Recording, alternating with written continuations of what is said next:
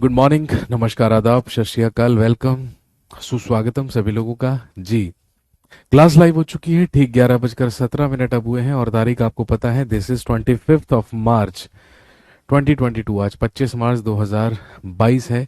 Class पूरी तरीके से लाइव है। आप सभी लोगों का स्वागत, अभिनंदन, इस्तकबाल।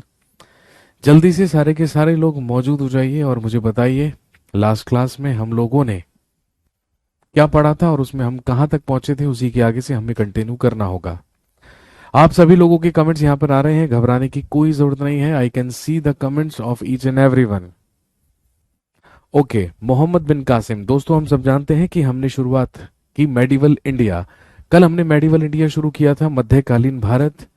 और मेडिवल इंडिया में, मध्यकालीन भारत में, आप जानते हैं दो चीजों के बारे में हमने बात की। सबसे पहले हमने बात की अबाउट इस्लाम। सबसे पहले हमने इस्लाम के बारे में बात की थी और फिर उसके बाद भारत पर होने वाला सबसे पहला सफल मुस्लिम इन्वेजन, सबसे पहला मुस्लिम आक्रमण।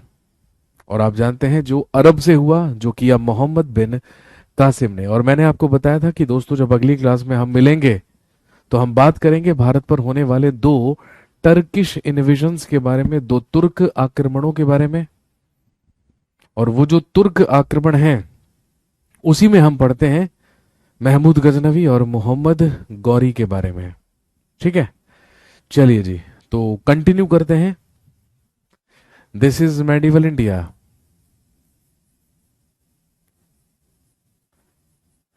आप जानते हैं कि हम पढ़ रहे हैं मध्यकालीन भारत।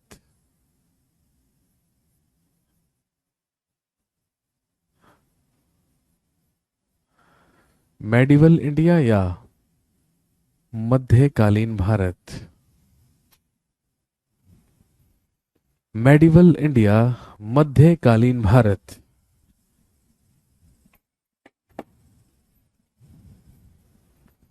और ध्यान रखेंगे दोस्तों, मेडिवल इंडिया में या मध्यकालीन भारत में आज हम बात करेंगे अबाउट द टर्किश इन्वेजन्स, यानी कि तुर्क आक्रमणों के बारे में।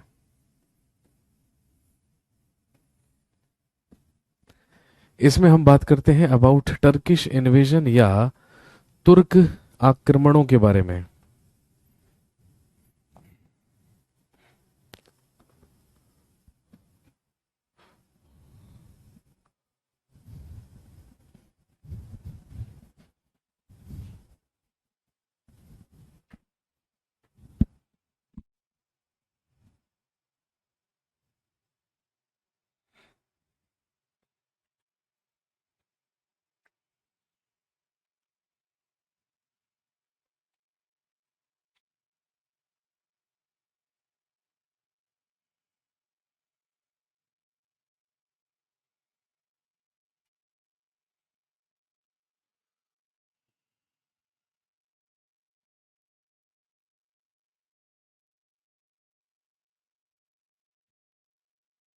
टर्किश इन्वेजन्स या तुर्क आक्रमण।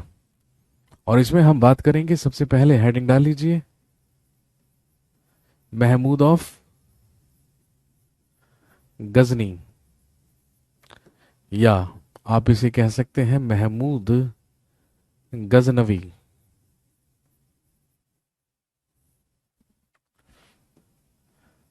1000 ईस्वी से लेके 1027 ईस्वी, 1000 to 1027, महमूद ऑफ गजनी या महमूद गजनवी। कौन था ये महमूद गजनवी? हिंदुस्तान क्यों आया था? क्यों इसने हिंदुस्तान पर तुर्क आक्रमण किया था? क्या उद्देश्य था हिंदुस्तान पर आक्रमण करने का? इसके बारे में हम बात करेंगे। कहां पर? भारत में होने वाले सबसे पहले टर्किश इन्वेजन्स या तुर्क आक्रमण में। अरबों के आक्रमण के बाद भारत पर दो सफल तुर्क आक्रमण हुए और ये दो तुर्क आक्रमणकारी या टर्किश इन्वेडर्स को हम जानते हैं महमूद गजनवी और मोहम्मद गौरी के नाम से। तो पहले हम महमूद गजनवी के बारे में पढ़ रहे हैं, उसके बाद फिर हम बात करेंगे मोहम्मद गौरी के बारे में। दोस्तों ध्यान रखेंगे, अफगानिस्तान में एक प्लेस है, अफगानिस्तान में एक जगह है जो कहलाती है गजनी। सुना होगा आपने अभी कुछ टाइम पहले, भाई जब अफगानिस्तान न्यूज में था, जब तालिबानियों ने कैप्चर किया था अफगानिस्तान को, तो हमने इन सारे के सारे शहरों के नाम न्यूज में सुने थे। गजनी पर अधिकार कर लिया तालिबान ने। तो Ghazni is basically a city in Afghanistan. Afghanistan में ही एक जगह है, एक शहर है जो कहलाती है गजनी। जिस समय की हम बात कर रहे हैं टर्किश इन्वेडर्स या तुर्क आक्रमणियों के बारे में, तो ध्यान रखेंगे उस समय गजनी में एक डायनेस्टी चला करती थी, एक वंश चला करता था जो कहलाता था गजनी डायनेस्टी, जो कहलाता था गजनी वंश।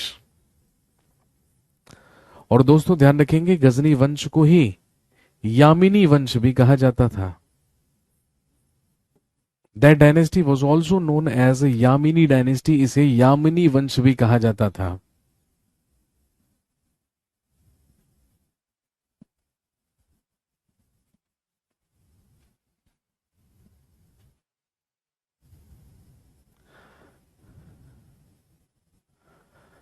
The founder of that Ghazni dynasty, ध्यान रखेंगे इस गजनी वंश का संस्थापक हुआ एक रूलर जिसका नाम था अलप्तगीन।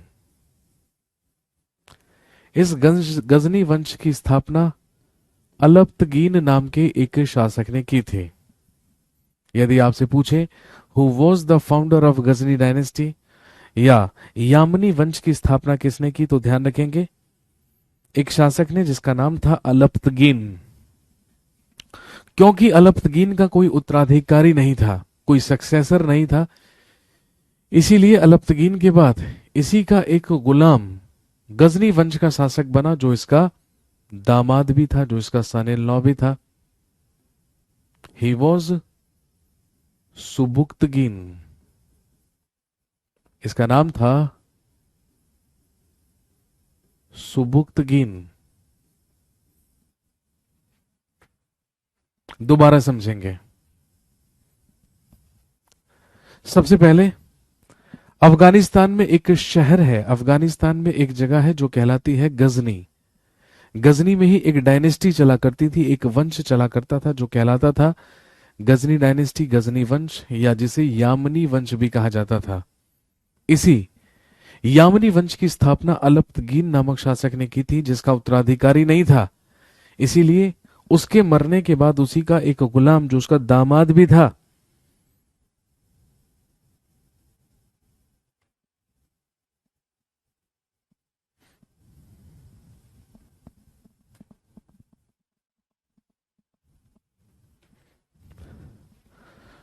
वही सुबुक्तगीन यामनी वंश या गजनी वंश का अगला शासक बना।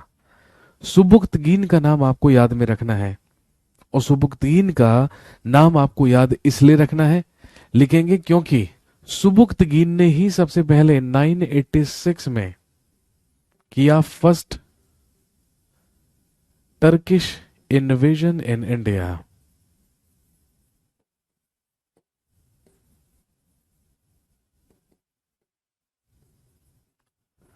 भारत पर प्रथम तुर्क आक्रमण, तो ध्यान रखेंगे भारत पर सबसे पहला टर्किश इन्वेजन, सबसे पहला तुर्क आक्रमण करने वाला ही कौन था? सुबुक्तगीन। और इसने किस पर अटैक किया था? तो ध्यान रखेंगे he attacked Jaipal of Hindu Shahi dynasty. इसने हिंदू शाही वंश के शासक जयपाल पर आक्रमण किया था। लिखेंगे he attacked Jaipal of Hindu Shahi dynasty.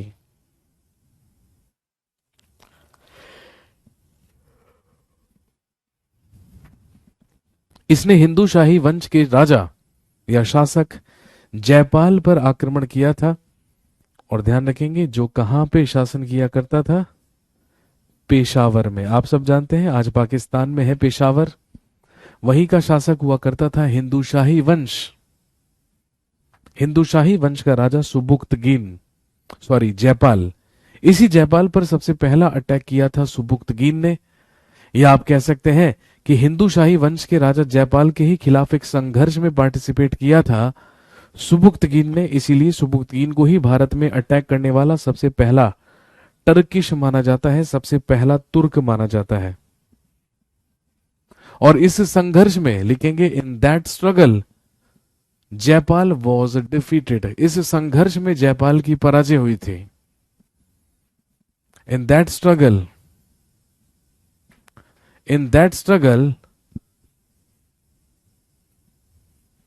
Jaipal was defeated, या जयपाल की पराजय हुई।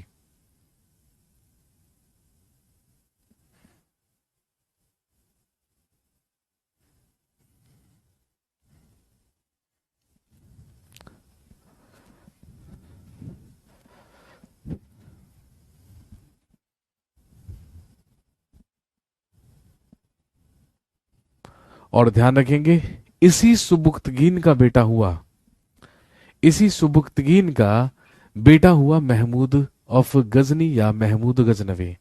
ये जो महमूद गजनवी था जिसके बारे में हम बात कर रहे हैं, ये सुबुक्तगीन का ही पुत्र था। ठीक है। इसके बाद इन 997 सुबुक्तगीन डाइट। 997 ईस्वी में सुबुक्तगीन की मृत्यु हुई। और जब सुबुक्तगीन की मृत्यु हुई तो ध्यान रखेंगे 997 में ही कोरोनेशन हुआ किसका? महमूद गजनवी का। सुबुक्तगीन की मृत्यु के बाद 997 ईस्वी में ही अपना राज्याभिषेक करवाया महमूद गजनवी ने, और ये खुद गजनी का अगला शासक बना, गजनी डायनेस्टी या यामनी वंश का शासक। और ध्यान रखेंगे जब ये सिंहासन पर बैठा तो ये कसम खाकर बैठा कि ये हिंदुस्तान में हर साल एक आक्रमण करेगा। क्यों भाई? क्योंकि जब 997 ईस्वी में एक बार फिर से सुबुक्तगीन हिंदुस्तान पर अटैक करने के लिए आया था, जयपाल के खिलाफ संघर्ष करने के लिए आया था, तो भाई उसी संघर्ष में ये मारा गया था सुबुक्तगीन। इसीलिए इसके मरने के बाद महमूद गजनवी सिंहासन पर बैठा और इसने कसम खाई कि ये हिंदुस्तान पर हर साल एक अटैक करेगा, हर साल एक आक्रमण करेगा। और यही कारण था फ्रॉम 1000 to 1027 लिखेंगे 1000 से 1027 ईस्वी तक ही इन्वेडेड 17 टाइम्स इन इंडिया। इसने भारत पर 17 बार आक्रमण किए। ही इन्वेडेड 17 टाइम्स इन इंडिया। इसने भारत में 17 बार आक्रमण किए।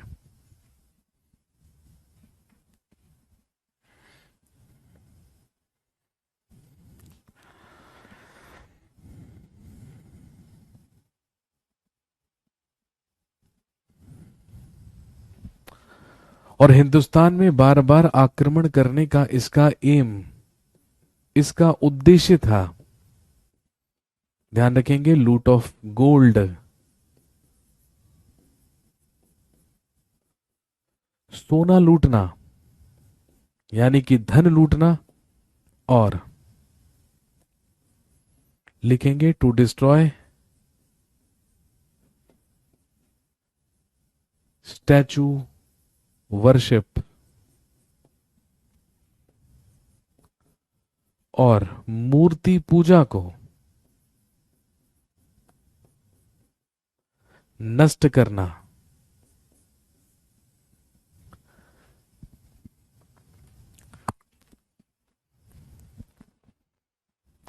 तो इसका हिंदुस्तान में बार बार आक्रमण करने का उद्देश्य था हिंदुस्तान से धन लूटना, हिंदुस्तान से धन लूटकर मध्य एशिया में एक बड़े साम्राज्य की स्थापना करना, और भारत से बुत परस्ती को यानी कि स्टैचू वर्शिप को यानी कि मूर्ति पूजा को नष्ट करने का काम किसका था? महमूद गजनवी का।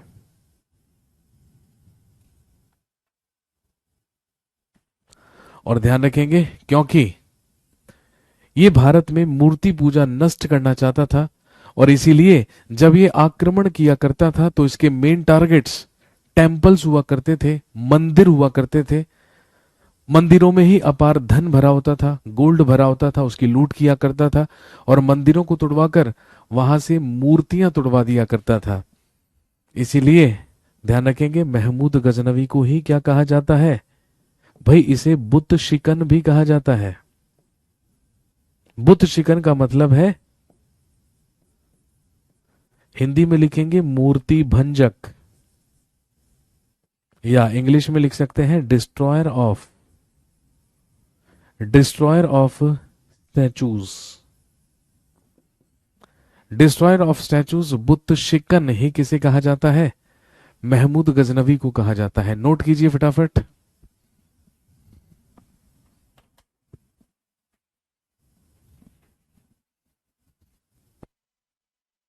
नोट करेंगे।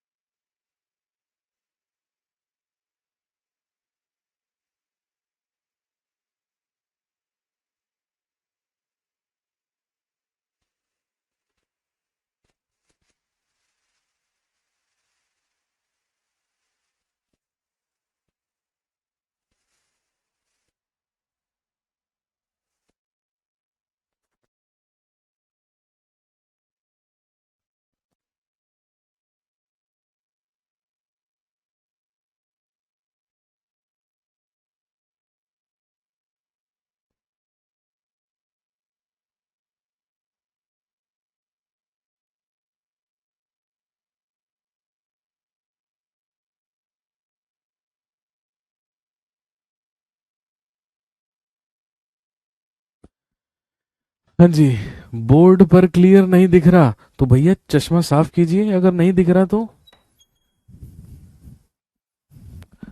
चश्मा साफ करके भी नहीं दिख रहा तो आंखों पे ठंडा पानी मारिए, तब भी नहीं दिख रहा तो इसका मतलब इंटरनेट ठीक से नहीं चल रहा है, इसलिए धुंधला दिख रहा है ना। तो ध्यान रखेंगे महमूद गजनवी ही क्या कहलाता है, मूर्ति भंजक कहलाता है, इसे बुत शिकन भी कहा जाता है।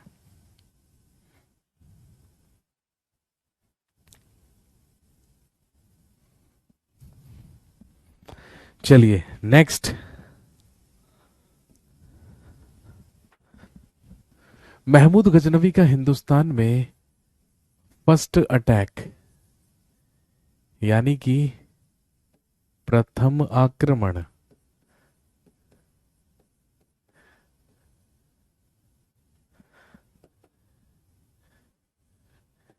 1000 ईस्वी में हुआ।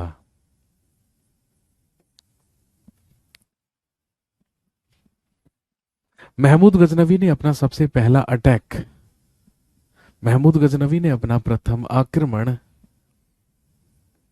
ध्यान रखेंगे, पेशावर में किया।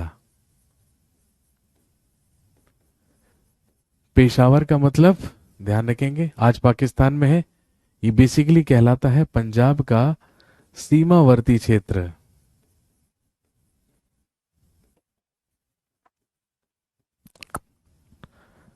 और किस पर, महमूद गजनवी ने पूरी की पूरी, स्टेटमेंट लिखने की कोई आवश्यकता नहीं है भाई, ऑब्वियसली नहीं है, क्योंकि आपको ऑब्जेक्टिव पेपर देना है, और क्योंकि ऑब्जेक्टिव पेपर देना है तो भाई ध्यान रखेंगे इसी तरीके से लिखेंगे तो इजीली याद हो जाएगा। महमूद गजनवी का सबसे पहला आक्रमण 1000 ईस्वी में पेशावर में पंजाब के सीमावर्ती क्षेत्र में हुआ। किस पर, पेशावर के शासक जयपाल पर। और जैसा कि मैंने आपको बताया, जयपाल हिंदू शाही डायनेस्टी या हिंदू शाही वंश का शासक था।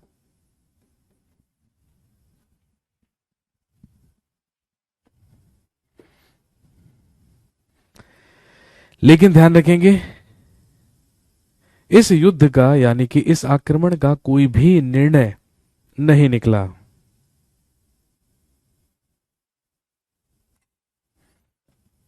इसके बाद अगले ही साल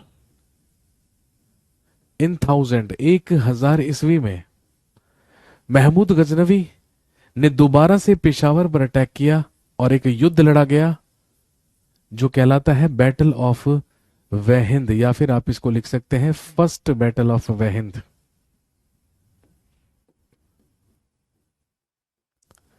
वहिंद का प्रथम युद्ध।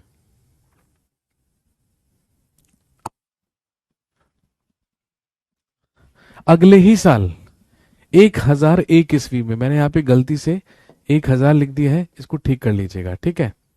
1001 ईस्वी में इसने फिर से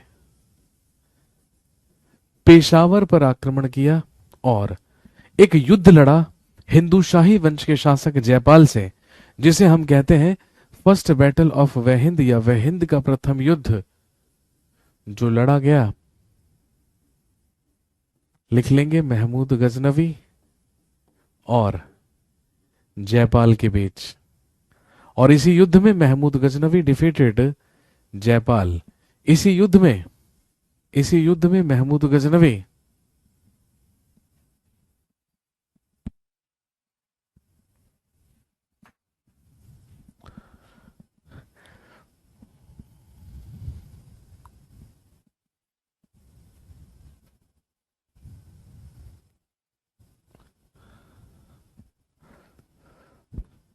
महमूद गजनवी ने इस युद्ध में जयपाल को पराजित किया, लेकिन जयपाल की हत्या नहीं की, बल्कि जयपाल पर हंसकर व्यंग करके उसका मजाक बनाकर वापस लौट गया महमूद गजनवी। इस बात से बेहद अपमानित हुआ जयपाल और इस अपमान को सहन नहीं कर पाया। और इतिहासकार ऐसा कहते हैं कि महमूद गजनवी से हारने के बाद जयपाल ने खुद आग में कूदकर आत्महत्या कर ली थी, सुसाइड कर ली थी। लिखेंगे after that Jaipal committed suicide. लिखेंगे इसके बाद जयपाल ने आत्महत्या कर ली। और जब जयपाल ने आत्महत्या कर ली तो हिंदू शाही वंश का अगला शासक जयपाल का ही पुत्र बन गया, जिसका नाम था आनंदपाल। और हिंदू शाही वंश का अगला शासक हुआ या जयपाल का उत्तराधिकारी हुआ आनंदपाल।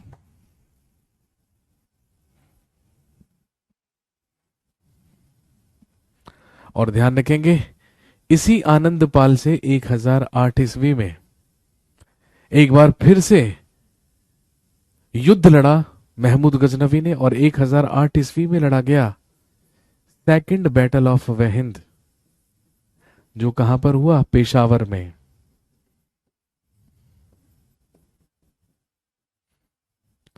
वहिंद का द्वितीय युद्ध, सेकंड बैटल ऑफ वहिंद, वहिंद का द्वितीय युद्ध जो महमूद गजनवी और आनंदपाल के बीच हुआ। और ध्यान रखेंगे, इस युद्ध में भी Mahmud Ghaznavi defeated and killed Anandpal. इस युद्ध में भी महमूद गजनवी ने आनंदपाल को पराजित किया।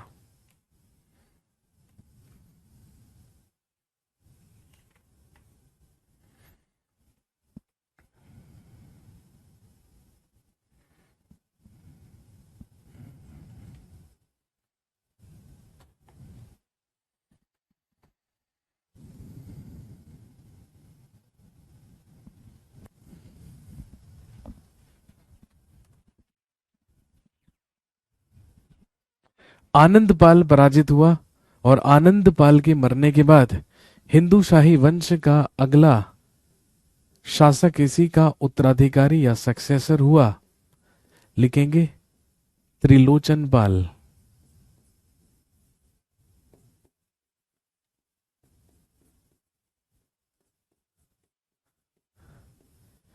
त्रिलोचन पाल।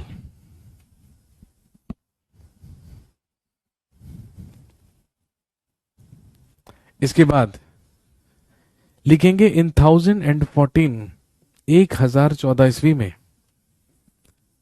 लिखिए महमूद गजनवी अटैक्ड स्थानीश्वर महादेव टेम्पल।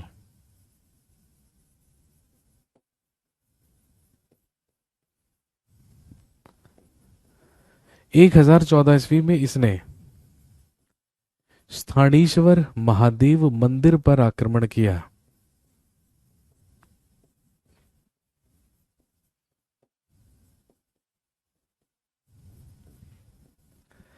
ही अटैक्ड स्थानीश्वर महादेव टेम्पल। इसने स्थानीश्वर महादेव मंदिर पर आक्रमण किया, जो कहां पर है हम सब जानते हैं, हरियाणा के थानेसर नामक स्थान पर। भाई हरियाणा का जो थानेसर है यही क्या कहलाता था, थानेश्वर कहलाता था। यहीं पर अटैक किया था महमूद गजनवी ने 1014 ईस्वी में, और इसी आक्रमण के दौरान लिखेंगे ही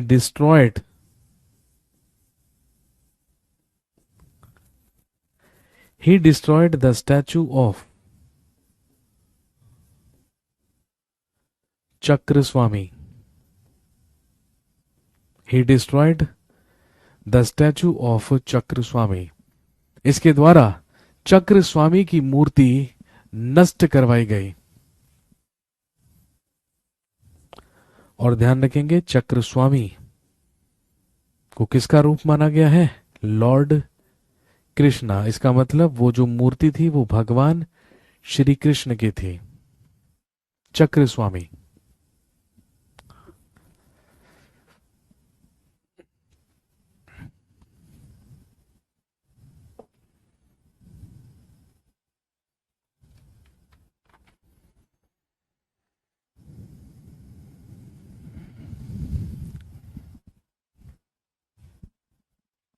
भाई डेफिनेट सी बात है, इसने 1000 से 1027 तक 17 आक्रमण किए थे, तो डेफिनेटली आपको 17 तो याद नहीं रखने हैं।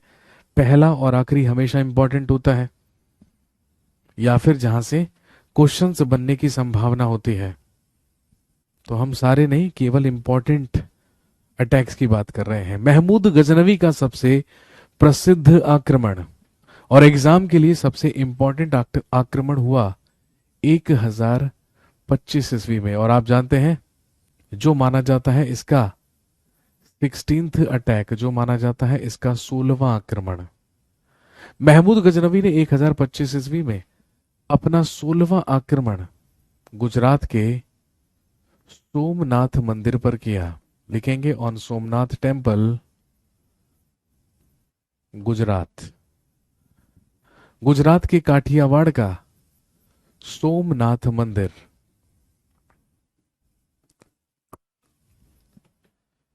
एक 1025 में इसने गुजरात के सोमनाथ मंदिर पर आक्रमण किया। ध्यान रखेंगे ये एग्जाम के लिए सबसे ज्यादा इंपॉर्टेंट भी है, और डेफिनेटली इतिहास में महमूद गजनवी के आक्रमणों में सबसे ज्यादा फेमस भी है।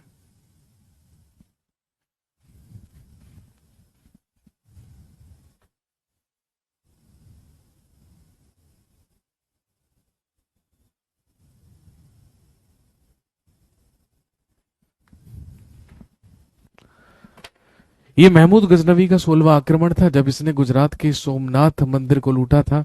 आपसे क्वेश्चन पूछेंगे कि बताइए उस समय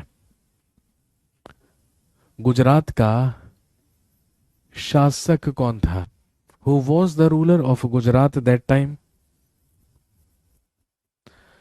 सर एंशियंट हिस्ट्री करवाएं प्लीज। क्यों मेरे भाई, आपके एग्जाम में क्या मेडिवल और मॉडर्न इंडिया नहीं आएगा? सबसे पहले तो ये बताइए। क्या मेडिवल इंडिया और मॉडर्न इंडिया नहीं आएगा आपके एग्जाम में? यदि नहीं आएगा ये, तो मैं बंद कर देता हूं कराना। भाई मैंने तो सारी की सारी चीजें करानी है, एंशियंट भी, मेडिवल भी, मॉडर्न भी। ठीक है, और यदि आपको तकलीफ हो रही है मेडिवल इंडिया पढ़ने में, ठीक है, तो हमारा दिल देखिए कितना बड़ा है। हमने आपको वीओडी भी दिया हुआ है। वीओडी का मतलब वीडियो ऑन डिमांड। ठीक है, तो लाइव क्लास से तुरंत तकलिया कर जाइए और जाकर वीओडी सेक्शन में जाकर जो टॉपिक एंशियंट का पढ़ना है उसको पढ़ लीजिए। Who is stopping you? लेकिन मेरे भाई, है ना, सिंपल सी बात है, हमारा काम तो सब कुछ करवाने का है। अब आपको मेडिवल इंडिया पढ़ते हुए शर्म आती है, तो जब एंशियंट इंडिया पढ़ेंगे आप तब आ जाना लाइव। हमने थोड़ी आपको जबरदस्ती यहां बिठा के रखा है, आप अपनी मर्जी के मालिक हैं।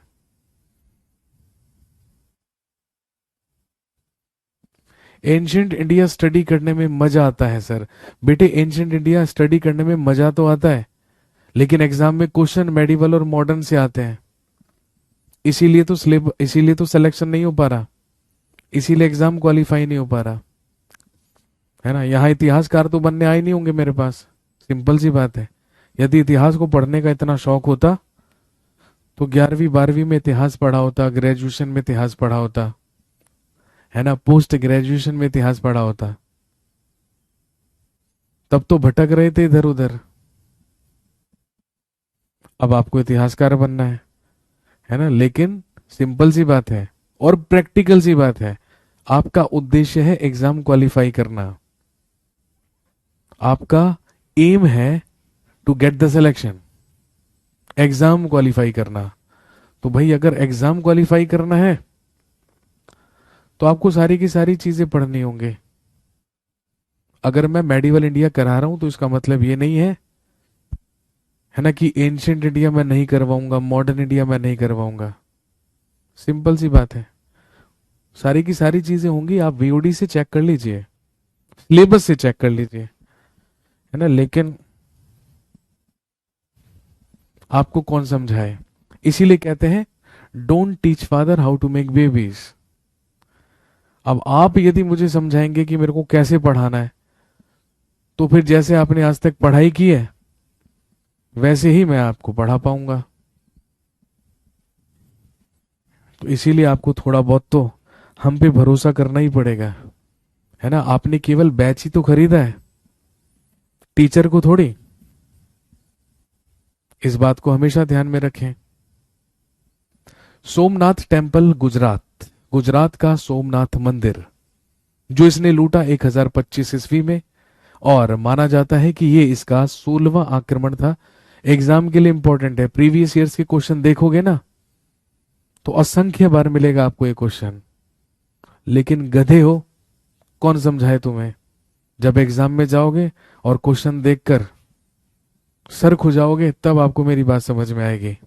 आपसे पूछेंगे उस समय गुजरात का शासक कौन था, ध्यान रखेंगे उस समय गुजरात में शासन कर रहा था एक रूलर जिसे हम जानते हैं भीम फर्स्ट या भीम प्रथम के नाम से। उस समय गुजरात का शासक था भीम फर्स्ट, भीम प्रथम। और ध्यान रखेंगे ये किस वंश का शासक था, तो ध्यान रखेंगे ये चालुक्य वंश, ये चालुक्य डायनेस्टी का रूलर था। जब 1025 में आक्रमण किया था महमूद गजनवी ने।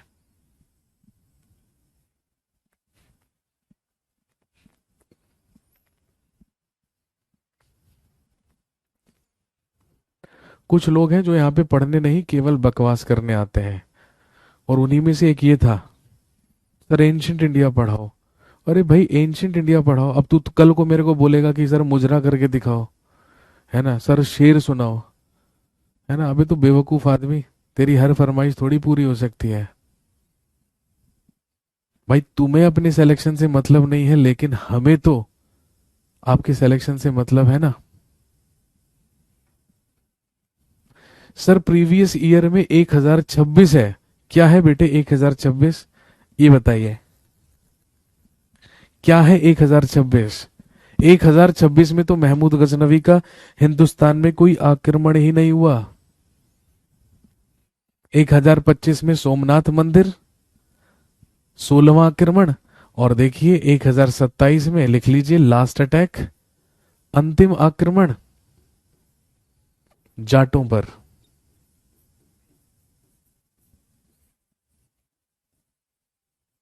महमूद गजनवी का अंतिम आक्रमण हुआ जाटों पर 1027 ईस्वी में। अब तू डीप पढ़ने के चक्कर में ना, ये गोपाल बेटे तू वही आदमी है ना जो रोज सिर्फ एक ही कमेंट करता है कि और डीप पढ़ाओ, तो तू बेटे और डीप जा जाके ना इतना डूब गया है ना कि तेरे दिमाग में शॉर्ट सर्किट हो गए हैं।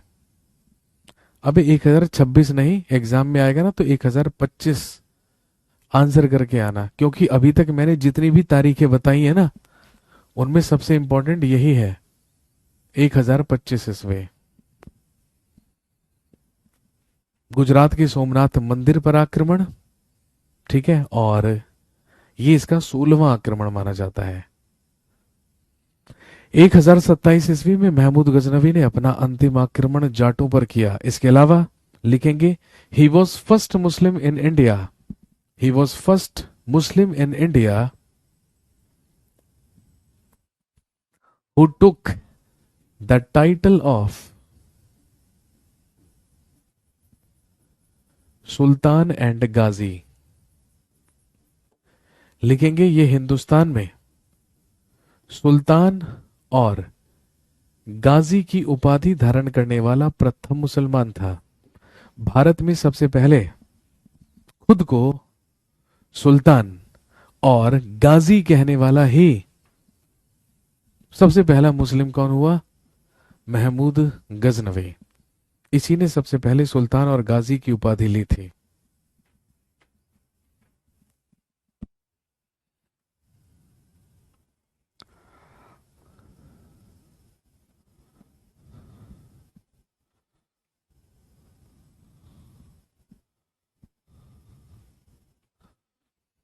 इसके अलावा महमूद गजनवी के यदि हम राइटर्स की बात करें, लेखकों की बात करें, तो ध्यान रखेंगे इसका समकालीन या इसका सबसे फेमस प्रसिद्ध लेखक था अल बरूनी। आपसे पूछेंगे महमूद गजनवी का कौन सा लेखक था जो उसके साथ हिंदुस्तान भी आया था? He was Al Biruni. और इसी अल बरूनी के ही द्वारा लिखी गई थी एक प्रसिद्ध पुस्तक जो कहलाती है किताब उल हिंद, या इसे हम तहकीके हिंद भी कहते हैं।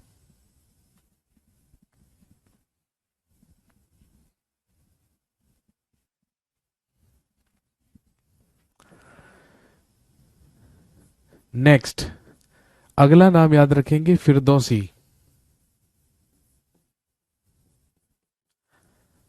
और ध्यान रखेंगे जो फिरदौसी था वो उसका कोर्ट पोएट हुआ करता था। लिखेंगे दरबारी कवि।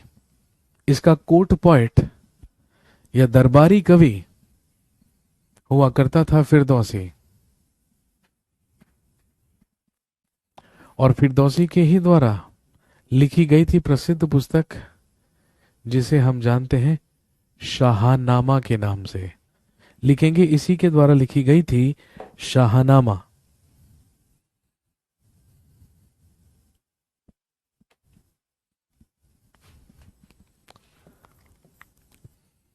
और एक लिख लीजिए वैहाकी। एक लेखक याद रखेंगे वैहाकी, जिसने लिखी थी महमूद गजनवी के पिता सुबुक्तगीन की बायोग्राफी जो कहलाती है तारीके सुबुक्तगीन, जो कहलाती है तारीके सुबुक्तगीन।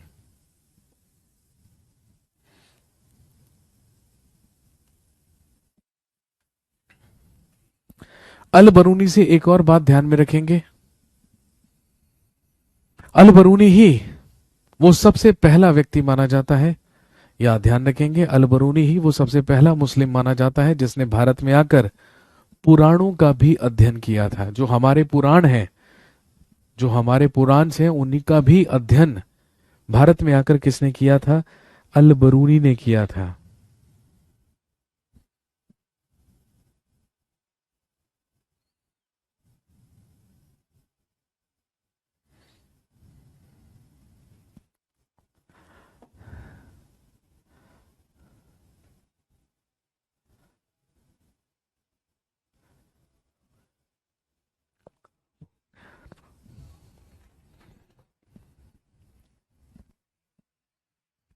ये था महमूद गजनवी।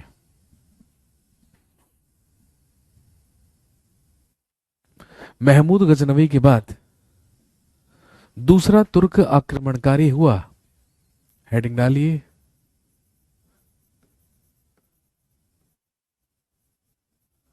मोहम्मद गौरी।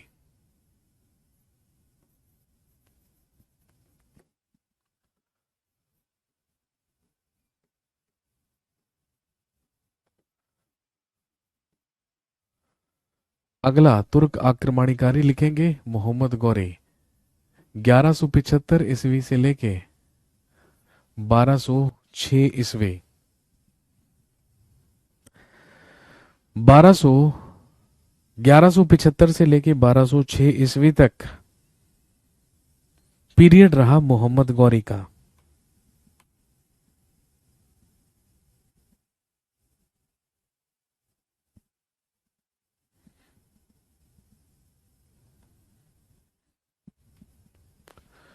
ध्यान रखेंगे, सबसे पहले ही वॉज अशंस बानी टर्किश, लिखेंगे यह एक शंस बानी तुर्क था। ही वॉज अशंस बानी टर्किश, यह एक शंस बानी तुर्क था। ये भी उसी स्थान से आया था जिस स्थान से महमूद गजनवी, लेकिन फर्क इतना है,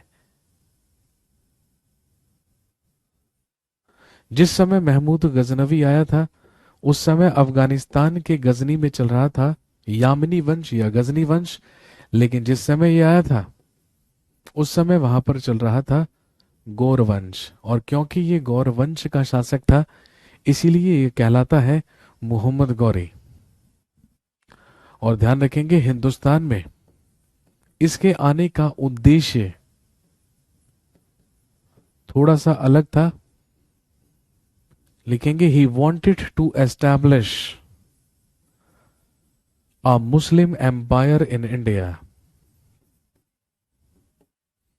लिखेंगे यह भारत में एक मुस्लिम साम्राज्य की स्थापना करना चाहता था।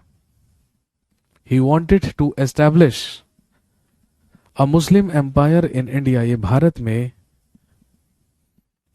में एक मुस्लिम साम्राज्य की स्थापना करना चाहता था।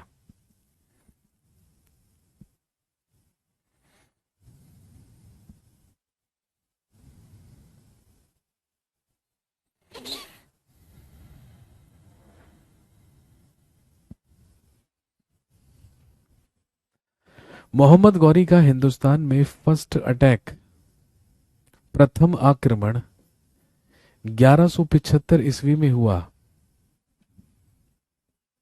कहां पर? इन मुल्तान।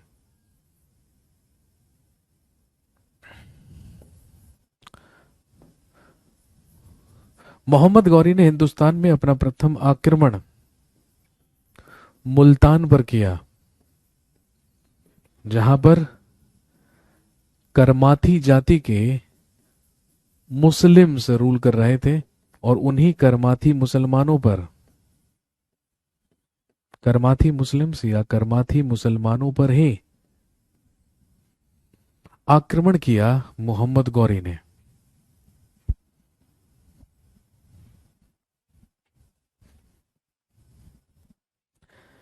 ये हिंदुस्तान में मोहम्मद गौरी का सबसे पहला अटैक माना जाता है जो उसने मुल्तान पर किया था। आप सब जानते होंगे मुल्तान भी प्रेजेंटली कहां पर है? पाकिस्तान में। वहीं पर करमाथी जाति के कुछ मुसलमानों पर आक्रमण करके उन्हें लूटा मोहम्मद गौरी ने, और इसके बाद ये वापस लौट गया। लेकिन भाई मोहम्मद गौरी ने भी सुना था कि अफगानिस्तान के गजनी से ही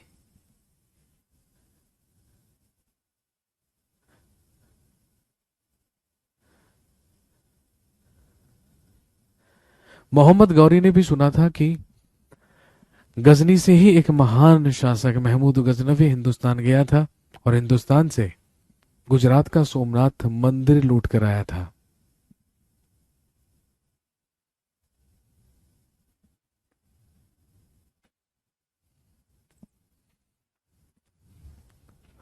इसके बाद इन 1178 लिखिए ही अटैक्ड गुजरात। 1178 ईस्वी में इसने गुजरात पर आक्रमण किया। इन 1178 ही अटैक्ड गुजरात। 1178 ईस्वी में इसने गुजरात पर आक्रमण किया, और जब गुजरात पर अटैक किया तो उस समय वहां पर रूल कर रहा था भीम सेकंड या मूलराज सेकंड। और ध्यान रखेंगे ये भी गुजरात के अनहिलवाड़ के चालुक्य वंश का राजा था। जिस वंश का था भीम प्रथम, भीम फर्स्ट, उसी वंश का था भीम द्वितीय या मूलराज द्वितीय, जो उस समय शासन कर रहा था वहां पर जब मोहम्मद गौरी ने गुजरात पर अटैक किया था। और दोस्तों ध्यान रखेंगे, जब मोहम्मद गौरी ने गुजरात पर अटैक किया तो भीम द्वितीय या मूलराज द्वितीय के द्वारा मोहम्मद गौरी पर क्रॉस अटैक कर दिया गया, उल्टा आक्रमण कर दिया गया। और ध्यान रखेंगे मूलराज द्वितीय, मूलराज सेकंड मोहम्मद गौरी से ज्यादा पावरफुल साबित हुआ, इसीलिए मोहम्मद गौरी को अपनी सेना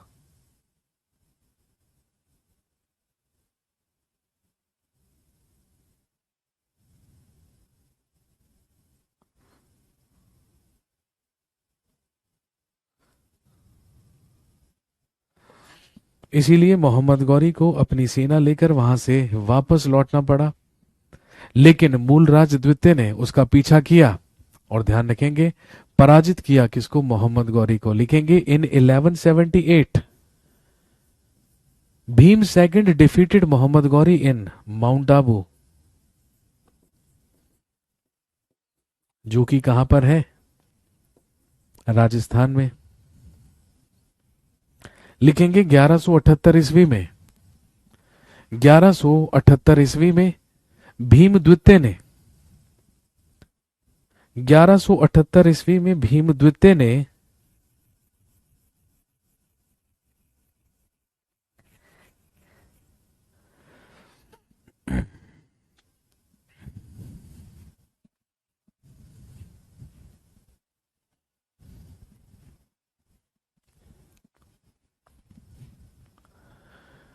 1178 ईस्वी में भीम द्वितीय ने राजस्थान के माउंट आबू में, लिखेंगे राजस्थान के माउंट आबू में मोहम्मद गौरी को पराजित किया।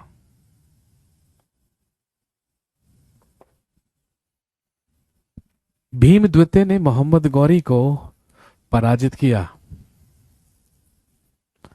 और ये बात आप इसलिए ध्यान में रखेंगे, लिख लीजिएगा, that was first defeat of that was first defeat of Mohammad Ghori in India.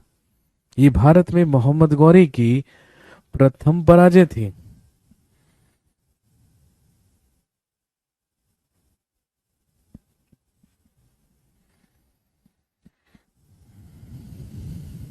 That was first defeat of Mohammad Ghori in India.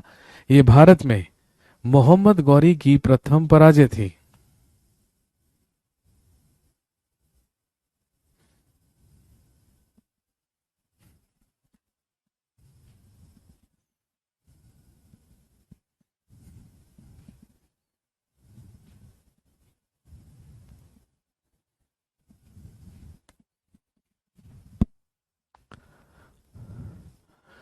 आपसे एग्जाम में पूछेंगे कि बताइए भारत में मोहम्मद गौरी को सबसे पहले किसने पराजित किया था, सबसे पहले किसने हराया था?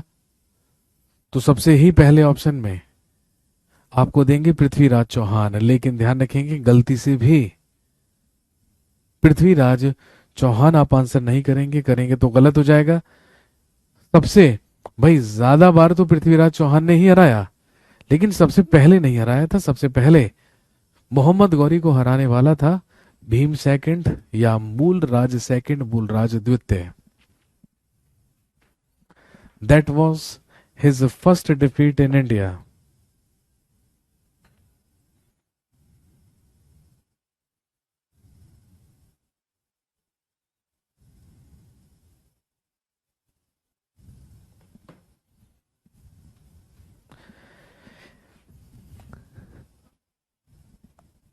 भीम सेकंड ने भीम सेकंड ने मोहम्मद गौरी को पराजित किया और मोहम्मद गौरी को कैद कर लिया, गिरफ्तार कर लिया। लेकिन इतिहासकार ऐसा बताते हैं कि भीम सेकंड ने अपनी माता के कहने पर मोहम्मद गौरी को रिहा कर दिया था और मोहम्मद गौरी वहां से भाग खड़ा हुआ।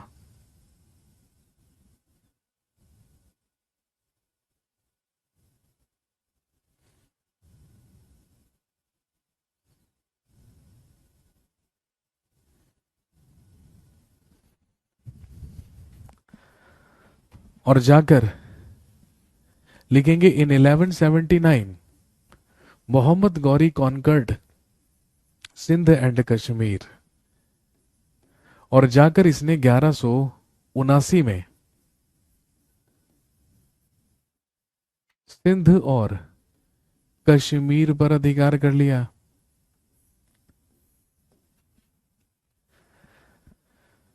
हाँ।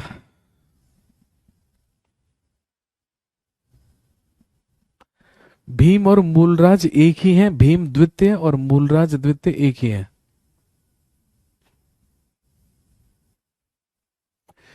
अब उत्तर भारत चला गया मोहम्मद गौरी, जाकर इसने सिंध और कश्मीर पर अधिकार कर लिया।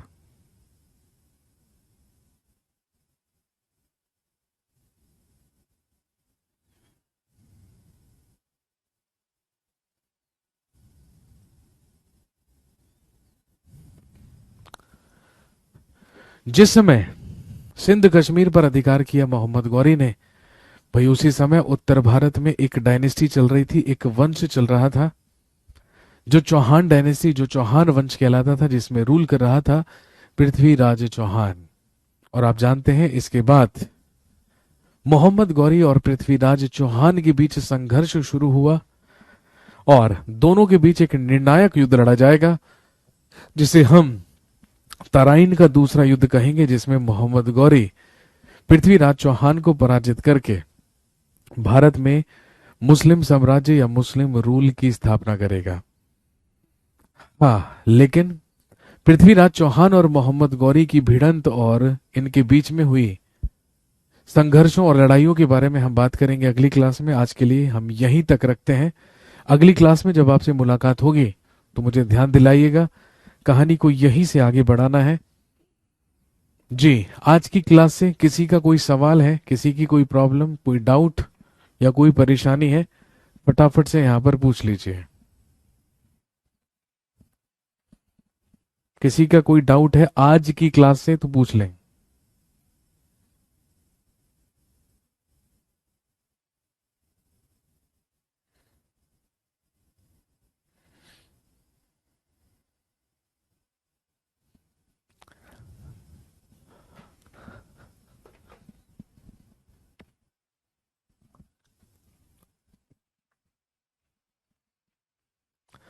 गजनवी की डेथ कब हुई? ही डाइड इन 1030, 1030 में मरा था महमूद गजनवी।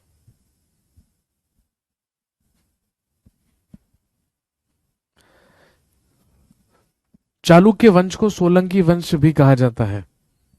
अनहिलवाड़ का चालुक्य वंश या सोलंकी वंश।